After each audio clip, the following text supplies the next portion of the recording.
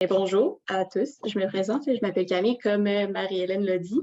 Puis, petite historique très bref, là, avant de faire ma maîtrise en génie du bâtiment à Sherbrooke, j'ai fait mon bac en génie du bois à l'Université Laval. Fait que c'est pas moins l'aspect biologie qui me concerne, là, du champignon. Je trouve ça vraiment intéressant, mais c'est vraiment plus l'aspect structure du bois ça vient me chercher. J'aime ça, le bois. Fait que c'est un peu plus ça mon background. L'historique, Marie-Hélène l'a plutôt fait, là.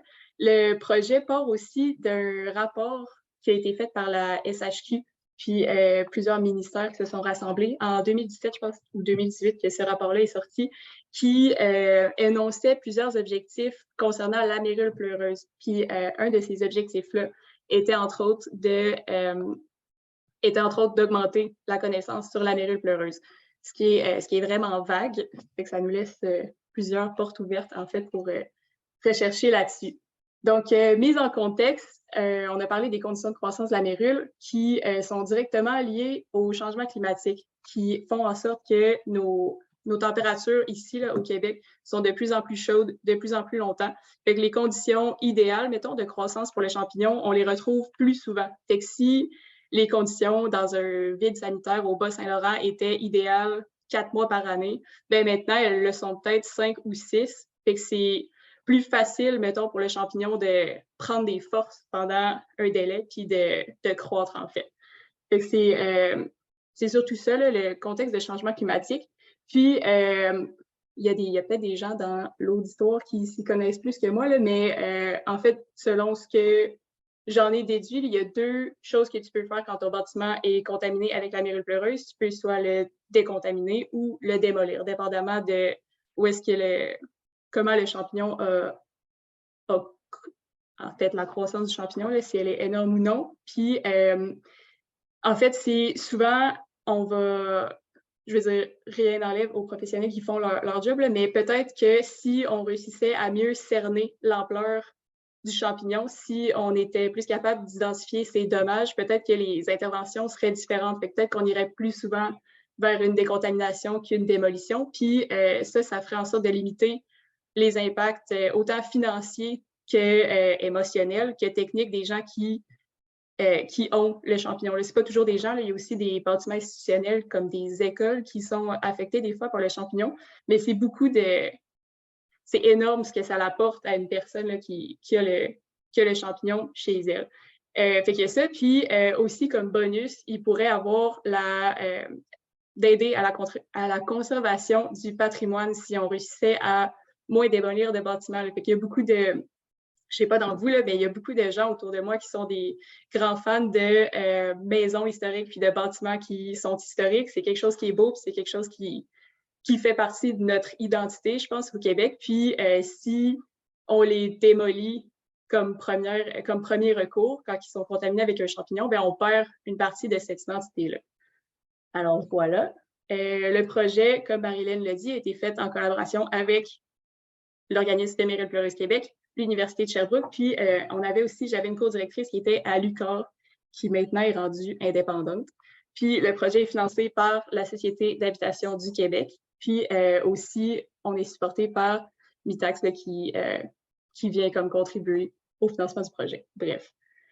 L'objectif principal de mon projet, ça va être en fait, c'est ça, c'est vraiment de développer une connaissance sur le comportement du champignon dans les structures de bois. Fait qu'on veut savoir, en fait, je ne sais pas jusqu'à quel point on va se rendre, mais je pense que l'idéal, ça serait de pouvoir voir, selon la contamination d'un bout de bois, ça fait combien de temps que le champignon est là, puis qu'est-ce qui lui reste à manger, quel dommage ça apporte, en fait, concrètement, puis de le délimiter aussi, voir où est-ce qu'il va se rendre, d'où est-ce qu'il part, tout ça. Puis de faire ça aussi, quand je parle de conditions environnementales, ce serait de le faire dans différents climats. Fait que, mettons, à Sherbrooke, où est-ce que je suis présentement, ben là, mettons, il va faire 8 aujourd'hui, on est en février, mais peut-être que sur la Côte-Nord, il fait -5. Fait que c'est des différences qui vont avoir un impact sur la croissance du champignon. Fait qu'on on va essayer d'estimer ces dommages-là dans différentes régions du Québec pour pouvoir comparer. Donc, à quoi je sers? Parce qu'il y a déjà des recherches qui ont été faites là-dessus. Là, c'est pas nouveau, la mérule pleureuse, c'est pas nouveau ici, c'est pas nouveau, c'est surtout pas nouveau en Europe. La recherche, exactement comme je fais, je pense qu'il n'y en a pas, mais qui tourne autour, il y en a quand même pas mal qui a été fait en Europe. Puis pourquoi on ne peut pas utiliser directement ce qu'eux ont fait? C'est surtout que, en fait, le climat est différent, comme je viens de dire. Puis nos techniques de construction sont différentes ici, nos matériaux sont différents. Puis dans nos structures de bois, ce n'est pas les mêmes bois non plus qui sont utilisés. Fait que même si le champignon est le même en soi, il ne va pas interagir de la même façon dans nos bâtiments ici qu'en Europe. Fait que mettons, la pertinence du projet de le faire ici, c'est vraiment d'augmenter la connaissance localement de qu'est-ce que la mérule fait dans les maisons ici. J'ai divisé le projet en 3 grandes étapes qui, aussi, là, je pense pas que je l'ai dit, là, si jamais vous avez des questions, qu'il y a des trucs que vous ne comprenez pas, que c'est pas clair, vous pouvez m'interrompre à tout moment, là, lever la main ou ouvrir votre micro. Vraiment correct. Puis, OK, ça. Fait que ça repart. Les étapes du projet, divisé en 3, c'est, en fait, je veux, comme j'ai dit, déterminer les propriétés du bois qui est affecté par le champignon. Fait qu'en laboratoire, je vais vous décrire un peu plus tard là, les tests que j'ai faits. Puis, je veux vraiment comparer les propriétés d'un bois qui n'est pas contaminé, d'un bois qui est un peu contaminé, puis d'un bois qui est très contaminé pour pouvoir voir l'ensemble de l'état.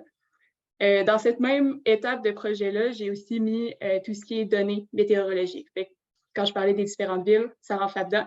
Fait que le climat, autant de, mettons, Bagotville que de Ottawa. Puis, ça aussi avec les climats intérieurs, mettons à l'intérieur de la maison, puis dans le vide sanitaire, parce que c'est des choses qui sont différentes. La deuxième étape que j'ai mis, c'est de développer justement un modèle de simulation. Parce que on fait tout ça, mais concrètement, le gros du projet se fait dans un ordinateur. Là, fait que c'est de développer comment on intègre les propriétés mesurées en laboratoire dans un modèle informatique qui est capable de nous calculer la dégradation du bois, mettons. Puis la dernière étape, c'est justement d'utiliser ce modèle-là avec les propriétés, puis de l'adapter selon les différentes régions pour voir les impacts. Pour que tout le monde soit à peu près au même niveau, là, on part toutes de des places différentes. Je vais faire 2-3 diapos sur le comportement du bois. Fait que, juste pour pas rentrer trop dans les détails, là, mais le bois, contrairement à la plupart des autres matériaux de construction, c'est un matériau qui est vivant, fait qu'il va interagir plus avec son milieu que l'acier, par exemple. Puis, mettons, là-dedans, là, ce que vous avez à voir, c'est surtout que le bois est fait comme un paquet de petites pailles qui sont, dans ce sens-là, elles sont verticales. Puis, c'est des petites pailles qui vont pouvoir absorber l'eau, mais c'est des petites pailles aussi qui, dépendamment de leur orientation, vont avoir une force différente. Fait que, mettons, dans vos maisons, les 2x4, 2x6 qu'il y a dans vos murs, ils sont dans une orientation ici qui est longitudinale, parce que c'est dans ce sens-là que ça va être le plus fort pour reprendre des charges de gravité. Là. Fait que, mettons, le 2x4 qui est en dessous d'un plancher va être dans ce sens-là, parce que c'est comme ça qu'il retient le mieux. Ce qui est quand même important aussi parce que dans les 3 directions du bois, les propriétés vont être différentes. Vous allez voir, là, avec des images plus tard, on y revient. Aussi, j'ai dit que le bois interagissait avec son environnement. Il va vraiment absorber l'eau, puis il va sécher aussi. Puis en absorbant l'eau, puis en séchant, il va vraiment changer de dimension. Ça ici, c'est important puisque ça, c'est pas, vous n'avez pas besoin de lire tout ça, là, mais en fait, le bois est composé de 3 grandes catégories d'éléments, la cellulose, les hémicelluloses, puis la lignine. Puis, en fait, ce que la mérule mange, c'est la cellulose, qui, je pense que 90% du bois, mettons physique, c'est de la cellulose. Fait que si la mérule se nourrit de la cellulose, ben, il ne reste plus grand-chose qui fait tenir le morceau de bois. Là. Fait que souvent, c'est ce qui est dangereux dans la contamination d'une résidence, c'est que le bois, même si il va garder sa forme, parce que les hémicelluloses, mettons, ça va être un peu ce qui va nous rester à voir, ben, il n'y aura plus les composantes qui font en sorte qu'il est fort et qui va soutenir justement un plancher. Donc, c'est ça que je disais, là, la mérule est un champignon qui se nourrit de la cellulose, ce qui est comme le cœur du problème. Puis, ce que moi, je mesure en laboratoire, en fait, c'est comment la mérule qui mange le bois contribue à changer ses propriétés. Genre, qu'est-ce que ça fait concrètement? Fait que pour faire ça, je pense qu'il y a des questions qui se passent. OK, non, ça va. C'est ça. Fait que pour le faire, on va chercher chez des gens des échantillons de bois qui sont contaminés. Là, on ne fait pas croître le champignon en laboratoire. Là, on va vraiment, dans des cas que Marie-Hélène a ciblés, mettons des cas de démolition ou de décontamination qui vont être imminents, on va chez ces gens-là chercher des morceaux de bois directement. Là. Fait qu'on est capable de voir à peu près, par exemple ici, là, on est capable de voir à peu près où était le morceau de bois qu'on a pris, puis on est capable aussi, mettons, au milieu de cette image-là, là, je pense qu'on ne voit pas très bien, mais le bout de bois que j'avais coupé était vraiment à une extrémité recouvert du champignon. Au milieu, il commençait à recouvrir, puis l'autre bout, il n'était pas recouvert du tout. C'est vraiment un bon échantillon pour moi pour voir comme les 3 stades de contamination que j'essaie de trouver. Aussi, ça sera peut-être dans un futur, là, la contamination, je la gauge avec comme juste visuellement. Fait que je décide qu'il est contaminé parce qu'il est recouvert, mais peut-être aussi que le champignon va dégrader le bois par l'intérieur. Fait qu'avec les mesures que je prends en laboratoire, ça va être plus clair pour moi de savoir si le champignon il commence par la surface à manger le bois ou s'il se promène un peu dedans aussi. Ben, fait que les places qu'on est allé chercher du bois, pour l'instant, sont quand même réparties aussi là, entre Montréal, j'ai envie de dire Lanaudière, Laurentide, Forestville, en Gaspésie, autour de Drummondville, puis à Québec. Alors voilà. Ensuite, les mesures que je veux faire sont regroupées dans cette diapo-là, puis je vais vous les expliquer dans les prochaines. Ça ici, ça fait partie des échantillons qu'on est allé chercher. C'est un sous-plancher.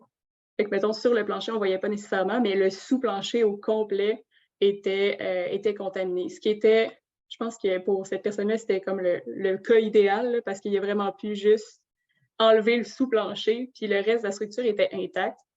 Fait que nous, ça nous a fait des excellents échantillons, puis lui, je veux dire, ça reste vraiment pas le fun, mais lui a dit que ça aurait pu être pire. OK, fait que la première mesure que je veux faire, c'est comment le bois absorbe l'eau puis la retient. Fait que mettons, selon les degrés de contamination, ça me fait différents taux d'absorption d'eau. Puis, comme j'expliquais, le bois change de dimension quand il absorbe de l'eau. Fait que je vais vous le montrer à la prochaine diapo, là, mais on met des petits cubes de bois dans comme des environnements à différentes humidités. Fait qu'il va y en avoir un que le taux d'humidité dans l'air va être de 100%. Fait que c'est vraiment, vraiment humide. Puis après ça varie jusqu'à 12%. Fait que c'est mettons, des airs qui sont un peu plus secs. Puis avec ça, dans le temps, je peux voir comment le cube de bois grossit en prenant ses dimensions puis en prenant sa masse. Fait que comment sa masse, en fait, ça me permet de voir comment il y a d'eau à l'intérieur parce qu'à la base, on les a fait sécher. Puis on peut voir dans le temps toute l'eau qui est absorbée. Fait que le montage pour ça ressemble à ça. Là. Ça, c'est justement l'environnement qui est à 12%. C'est des petits cubes. Puis, dans ce graphique-là, qui pourrait être plus clair, c'est les humidités qu'il y a dans le bas ici. C'est les différents environnements que je parle. Fait qu'ici, on a le 100% d'humidité. Puis ici, on a ce que ça donne dans l'environnement à 12%. Fait qu'on voit la courbe ici, en fait, nous donne une mesure que moi, je vais pouvoir mettre dans le modèle de simulation qui va être le bois contaminé. Puis après ça, on y revient, mais on va pouvoir voir la croissance du champignon dans... C'est ça. Ça me sert, en fait, à voir la croissance du champignon dans un mur qui l'a, puis dans un mur qui ne l'a pas.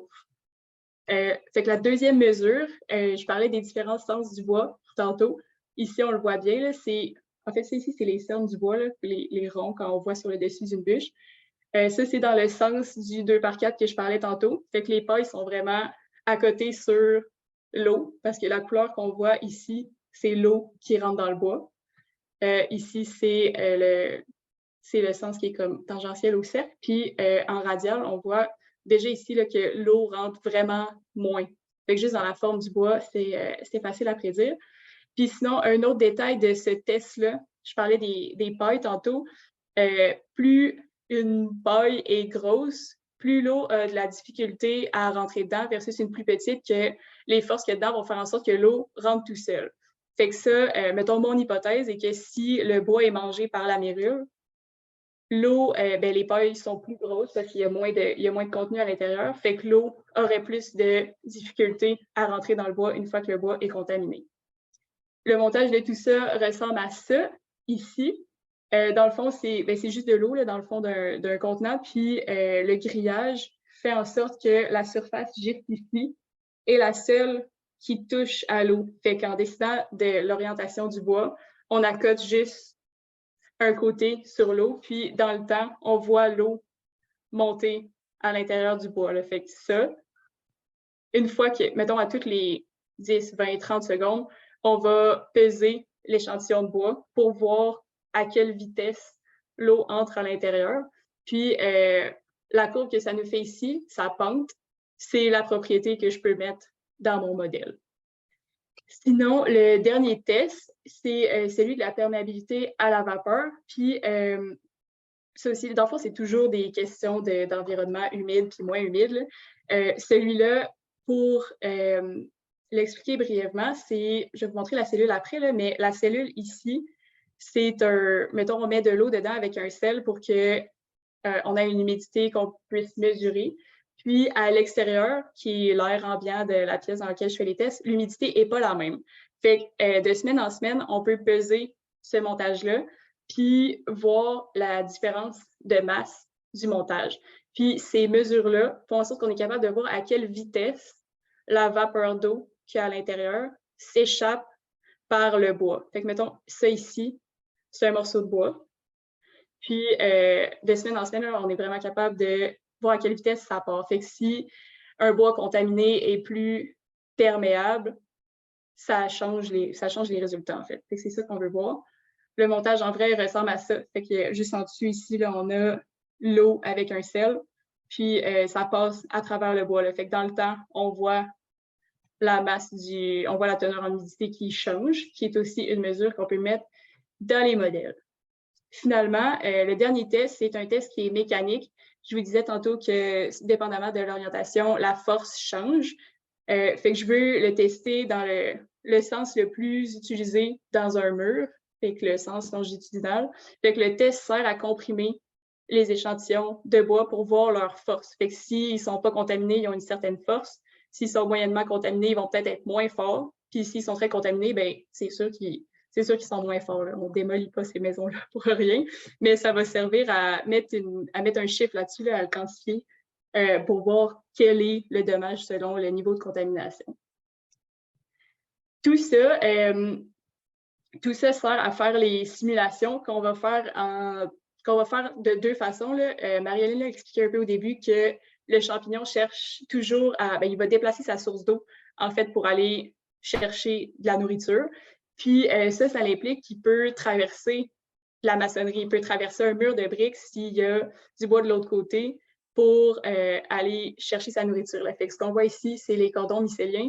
Puis ça, c'est comme son moyen de transport. Fait que c'est comme une veine que le champignon construit. Puis il va pouvoir emmener son eau pour aller manger un bois qui aurait été sec. Fait que je pense que c'est ça son plus grand pouvoir, là, son plus grand défaut aussi. Fait que pour le modéliser, en fait, on va prendre toutes les propriétés que je mesure en laboratoire, puis les mettre dans un logiciel, puis rajouter à ça des sources d'eau, comme si le champignon avait fait son veinage, puis qu'il emmenait de l'eau dans des endroits qui ne sont pas nécessairement humides. Ce que je veux dire par là, c'est que dans un vide sanitaire, mettons ici, on a un mur, plancher, puis vide sanitaire. Puis ici, généralement, ça va être plus humide. Puis à l'intérieur, ça ne sera pas nécessairement humide. Fait que si, en mettant des sources d'eau, je peux faire en sorte que le champignon vienne attaquer le bois ici, ben ça va me permettre de mieux comprendre pourquoi il y a des gens que la mérule pleureuse, ils la trouvent sur le plancher à l'étage quand c'est vraiment pas humide dans leur salon, puis qu'à la base, ils partaient du vide sanitaire. Fait que ça serait, mettons, l'étape 2 qui est le modèle de simulation. Puis, ce modèle-là, en fait, Oui, c'est celle-là. L'assemblage de murs que je vais faire, là, je ne vais pas en faire tant que ça. J'ai parlé à plusieurs personnes qui travaillent avec la mérule pour qu'ils me disent à peu près dans quel type de bâtiment eux, ils trouvent le champignon. Puis que j'ai comme consolidé ça, plus les bâtiments que moi j'ai visités en allant chercher des échantillons.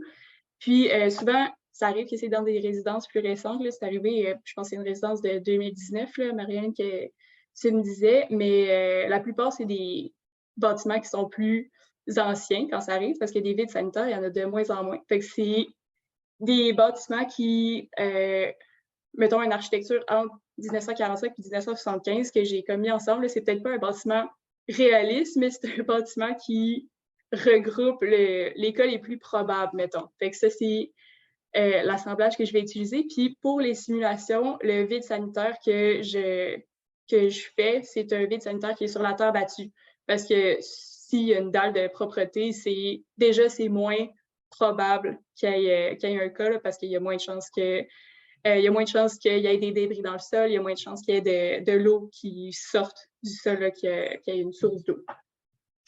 Fait que ça, puis sans aller dans les détails de ce tableau-là, c'est toutes les simulations que je vais faire. Fait qu'on va, mettons, je veux analyser autant le mur du vide sanitaire que le plancher avec les solives en bois, que le mur, mettons que je retourne ici, là. Je veux vraiment voir ce qui se passe. Ça va aller mieux avec mon curseur puis pas ma main. Je veux vraiment voir ce qui se passe dans les matériaux ici, ici, puis ici. Fait que c'est 3 détails de murs différents. Après ça, je vais changer les sortes d'isolation parce que c'est pas tout le monde qui isole avec les mêmes matériaux. Puis il y a eu aussi, ça c'est un autre aspect du projet, là. Il y a eu des gens qui ont rénové leur vide sanitaire là, avec tout ce qui est programme de Réno-Climat. Puis il y a quelques personnes qui ont eu à la suite de ça des cas de mérule, ce qui n'est pas la faute de Réno-Climat, mais mettons, c'est possible que ces gens-là aient mis de l'uréthane giclé, puis qu'il y avait déjà les spores derrière, puis l'uréthane l'uréthane aurait comme emprisonné la source d'humidité entre le mur de fondation puis l'isolation elle-même, là, fait que ça crée comme des conditions idéales, puis si les spores étaient déjà là, bien, ça a pu contribuer à se développer. Fait que c'est pour ça que je veux changer les types d'isolation aussi, isolé versus pas isolé aussi.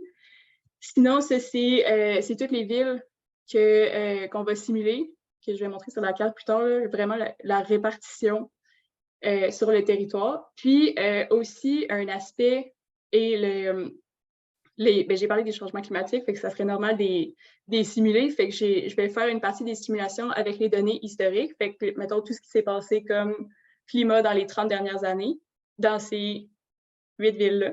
Puis après ça, ces données-là, on les met selon un scénario optimiste puis un scénario pessimiste de changement climatique. Fait que si, mettons, le scénario 1 est vraiment, vraiment optimiste, c'est le rapport du GIEC qui est sorti l'année passée, puis après toutes mettons, les rencontres gouvernementales qu'il y a eu par rapport à ça, là, le scénario le plus optimiste, ça serait qu'on soit carbone neutre en 2030. Fait que, mettons, ça serait un des scénarios que je vais simuler. Puis là, c'est le scénario catastrophe, là, que tout le monde recommence à chauffer au mazout, que tout le monde, en fait, mettons, tout ce qui se passait en 1990, mettons, tout le monde retourne à leurs habitudes, tout le monde a un frigidaire avec du fréon, là, tout le monde retourne là. S'il y a des cas isolés, c'est vraiment pas grave, mais si tout le monde retournait dans ces habitudes-là, ça serait le cas extrême, mettons.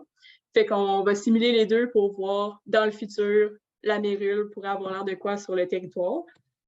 Puis finalement, les conditions de vide sanitaire, ça va toujours être sur la terre battue, mais je veux en faire un qui est ventilé pour voir l'impact que ça a, un qui n'est pas ventilé pour voir si l'air et l'humidité sont stagnantes, un qui serait inondé, mettons, une des places que je suis allée cet été pour chercher des échantillons, la terre sur le sol, c'était vraiment de la boîte. C'est comme si la nappe phréatique avait sorti dans le vide sanitaire.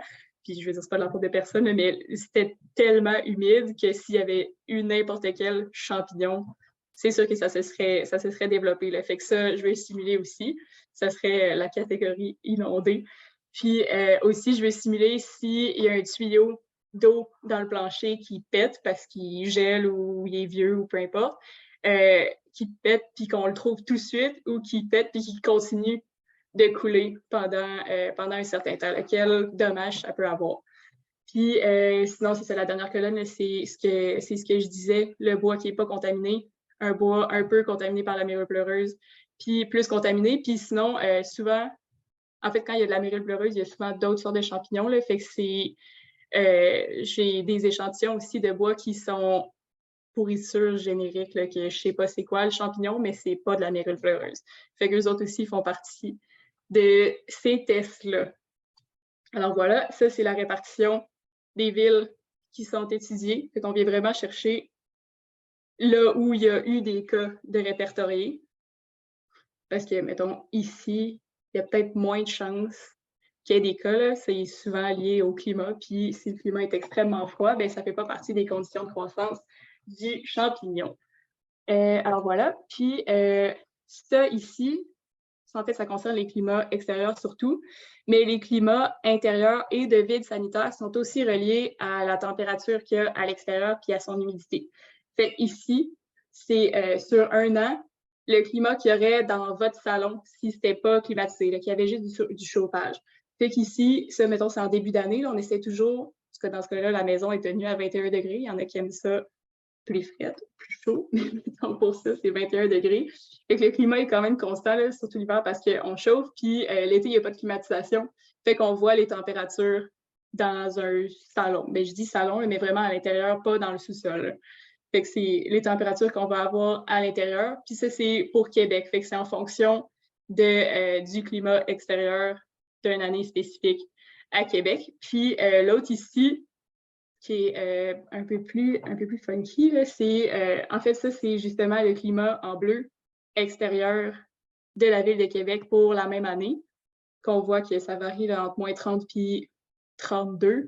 Puis en noir ici, on a la température d'un vide sanitaire en fonction de la température extérieure. Fait qu'on voit que ça varie beaucoup moins qu'à l'intérieur.